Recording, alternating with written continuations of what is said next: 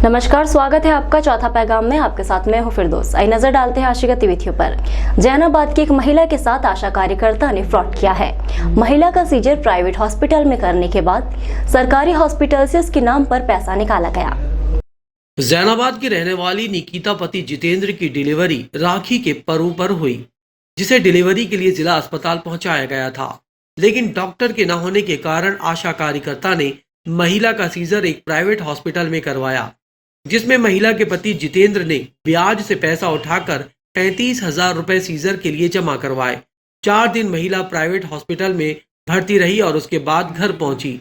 इसी दौरान गांव की आशा कार्यकर्ता स्वर्णापति संतोष ने महिला के कागज लेकर उसे शाहपुर स्वास्थ्य केंद्र में जमा कराए और वहां से सरकारी हॉस्पिटल में डिलीवरी होना बताकर 12,000 रुपए स्वीकृत करवा लिए। जब डिलीवरी के पैसे महिला के खाते में आए तो उसे एटीएम चेक करने के लिए बोलकर आशा कार्यकर्ता अपने साथ ले गई। खाते में से 12,000 रुपए निकालकर 10,000 हितग्राही को दिए और 2,000 आशा कार्यकर्ता ने स्वयं रख लिए। इसके बाद आशा कार्यकर्ता का पति संतोष कुशवाहा उनके घर आकर मारपीट करने की धमकी दे रहा है। वहीं और 4,000 रुपए की अतिरिक्त मांग कर रहा है, जिससे हितग्राही और उसका पति काफी परेशान है। जैसा भैया उनके पति घर पे आते हैं और धमकी देते हैं। नहीं, पूरा बताइए ना, काय के लिए धमकी देते, क्या हुआ था, डिलीवरी किसकी थी, क्या था? जैसे डिलीवरी प्राइवेट में हुई थी। किसकी? घरवाली अपनी। शहर के ऐतिहासिक स्वामीनारायण मंदिर प्रांगण में सरजू दास जी के मुखारविंद से कथा का रसपान किया जाएगा, जो कि 23 दिसंबर से 29 दिसंबर तक आयोजित होगा। इसमें देश के बड़े बड़े संत शामिल होंगे। श्री स्वामीनारायण सरस्वती इष्टदेव भगवान श्री स्वामीनारायण श्री हरिकृष्ण महाराज की मूर्ति को बुरहानपुर के श्री स्वामीनारायण मंदिर में प्रतिष्ठा होने पर 150 साल हो चुके हैं। इस मौके पर श्री हरिकृष्ण महाराज शारद शताब्दी महोत्सव और श्री घनश्याम भवन का उद्घाटन, नवनिर्मित बहनों के मंदिर की प्राण प्रतिष्ठा का आयोजन किया जा रहा है। इसे लेकर मंदिर में एक प्रेस वार्ता आयोजित की गई। प्रेस वार्ता में संतों ने पत्रकारों को संबोधित करते हुए कहा कि 23 दिसंबर से 29 दिसंबर तक परम पूज्य श्री सरजू दास जी महाराज व्यासपीठ पर विराजमान होकर श्रीमद् भागवत कथा दशम संकट कथा का रसपान कराएंगे। इस सप्ताह भर चलने वाली कथा में गुजरात के बड़े बड़े संत बुरहानपुर पधारने वाले हैं। कथा हिंदी में आयोजित की जाएगी। कार्यक्रम का संचालन भी हिंदी में होगा। ये कथा भव्य रूप से आयोजित की जाएगी। मंदिर समिति ने सभी से कथा का रसपान करने की अपील की है। ये स्वामीनारायण भगवान का जो स्वामीनारायण मंदिर है सीलमपुरा स्थित, वो 150 साल मंदिर को पूरे हुए हैं और भगवान को 200 साल पूरे हुए हैं। 50 साल के बाद ये मंदिर बना है। इसको तो शारद शताब्दी महोत्सव हम लोग मना रहे हैं।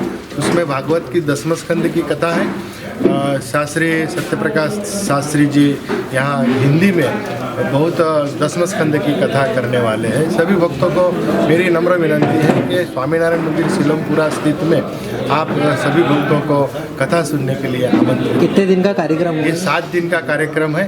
तारीख है 23 तारीख से 29 तारीख तक। कथा का समय है शाम को 4 बजे से 7 बजे। कथा हिंदी में वाचिक होगी? कथा हिंदी में होगी। हिंदी में ही सभा संचालन होगा और हिंदी में ही कथा होगी। भारतीय जनता पार्टी द्वारा कमल तिराहे पर पूर्व मुख्यमंत्री दिग्विजय सिंह, पूर्व मुख्यमंत्री कमलनाथ, कांग्रेस के वरिष्ठ नेता विवेक तन्खा का पुतला फूंक कर नारेबाजी की। तीनों को षड्यंत्रकारी बताया। ओबीसी आरक्षण को लेकर बुरहानपुर में भारतीय जनता पार्टी ने कांग्रेस के पूर्व मुख्यमंत्री कमलनाथ, पूर्व मुख्यमंत्री दिग्विजय सिंह, राज्यसभा सांसद विवेक तन्खा का पुतला फूंका। स्थानीय कमल तिराहे पर आयोजित इस कार्यक्रम में भाजपा के जिला अध्यक्ष मनोज लदवे, भाजपा युवा नेता गजेंद्र पाटिल के नेतृत्व में विरोध प्रदर्शन किया गया, जिसमें भाजपा के युवा नेताओं ने भाग लिया। भाजपा जिला अध्यक्ष ने कहा कि भारतीय जनता पार्टी माननीय सर्वोच्च न्यायालय और उसके आदेश का सम्मान करती है और उस पर कोई टिप्पणी नहीं करना चाहती है, लेकिन जिन परिस्थितियों में ये आदेश हुआ है उसके विषय में प्रदेश की जनता को मालूम होना चाहिए। जिस प्रकरण में आरक्षित पदों पर चुनाव रोका गया है, उनकी पैरवी कौन कर रहा था? उसकी पैरवी प्रदेश के वरिष्ठ कांग्रेसी नेता, राज्यसभा सांसद विवेक तन्खा कर रहे थे।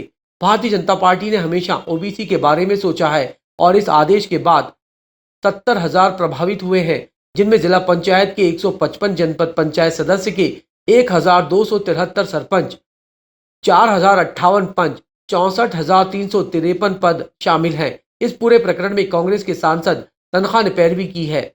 पिछड़े वर्ग की सीटों का जो आरक्षण मध्य प्रदेश की भाजपा सरकार ने दिया था, उस पर रोक लगा दी गई है। कांग्रेस ने हमेशा ही पिछड़े वर्ग के लोगों को छला है, उन्हें वोट बैंक की तरह इस्तेमाल किया है।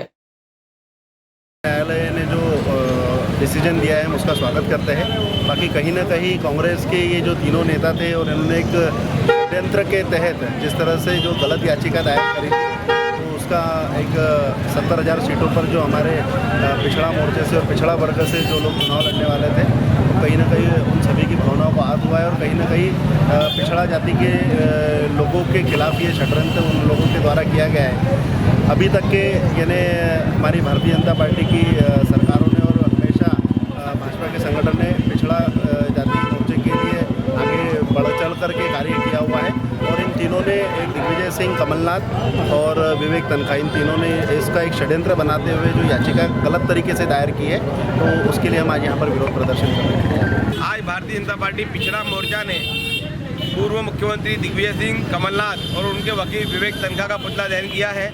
आप जानते हैं भारतीय जनता पार्टी सरकार ने मध्य प्रदेश में त्रिस्तरीय चुनाव डिक्लेयर किए।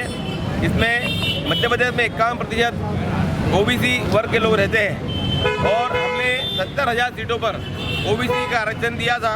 इसको लेकर विवेक तनखा ने कोर्ट में गए और इस आरक्षण पर रोक लगाई है। इससे कांग्रेस की ओछी मानसिकता उजागर हुई है। कांग्रेस पिछड़ा वर्ग के खिलाफ काम कर रही है, पिछड़ा वर्ग के अधिकारों का हनन कर रही है और आज कांग्रेस के कोर्ट में जाने के कारण, कोर्ट से स्टे मिलने के कारण 70,000 सीटों पर 51% ओबीसी वर्ग के मतदाताओं को चुनाव लड़ने से वंचित किया गया है। ये कांग्रेस की साजिश है। ये पिछड़ा वर्ग इसका जवाब, मुंह तोड़ जवाब इनको चुनाव में देगा। कुछ दिनों से लगातार गिरते पारे ने लोगों की चिंता बढ़ा दी है। 24 घंटे ठंड से लोगों का बुरा हाल है, जिसके चलते लोगों के जनजीवन में काफी बदलाव आया है। उत्तर भारत की ओर से आ रही सर्द हवाओं ने निमाड़ में ठंडक बढ़ा दी है। शीतलहर से जनजीवन अस्त व्यस्त हो गया है। पिछले कुछ दिनों से बुरहानपुर जिले का भी पारा लगातार गिरने लगा है, जिससे मौसम में ठिठुरन बढ़ गई है। सुबह से लेकर शाम तक और शाम से लेकर रात तक ठिठुरन के कारण सामान्य जीवन बदल गया है। सर्द हवाओं से बचने के लिए लोग गर्म कपड़ों के साथ अलावे का सहारा ले रहे हैं। ठंडे मौसम के कारण ताप्ती नदी पर मनोरम दृश्य देखने को मिल रहा है। पूरी नदी से शीतलहर की भाप उठती दिख रही है। नदी के पानी पर धुआं दिखाई दे रहा है। जिला मुख्यालय पर प्रत्येक शनिवार मंगलवार को महिलाओं का नसबंदी कैंप आयोजित किया जाता है, लेकिन इस कैंप के बाद महिलाएं घर जाने के लिए काफी परेशान हो रही है। मुंह मांगा किराया देकर महिलाओं को घर जाना पड़ता है। शासन की मंशा को पूरा करने के लिए विभागीय अमला दिन रात लगा है, लेकिन अमला केवल शासन को खुश करने के लिए और हितग्राहियों को परेशान करने में कोई कोर कसर नहीं छोड़ रहा। हम बात कर रहे हैं जिला मुख्यालय पर होने वाले प्रत्येक मंगलवार और शनिवार को नसबंदी शिविर की। यहाँ पर जिले भर से महिलाओं को नसबंदी के लिए बुलाया जाता है, फिर उसके बाद नसबंदी कर उन्हें उनके हाल पर छोड़ दिया जाता। पीड़ित महिलाएं अपने पास से ही 500 से 700 रुपए तक किराया देकर घर पहुंचती हैं। इस दौरान दर्द और परेशानी अलग से झेलती हैं। महिलाओं की तरफ विभाग के अधिकारी या कर्मचारी कोई ध्यान नहीं देते। वहीं प्राइवेट गाड़ी वाले महिलाओं से मुंह मांगा पैसा मांगते हैं। एक एक गाड़ी में 8-8 महिलाओं को सवार होकर मजबूरी में पैसा देकर अपने घर पहुंचना पड़ रहा है।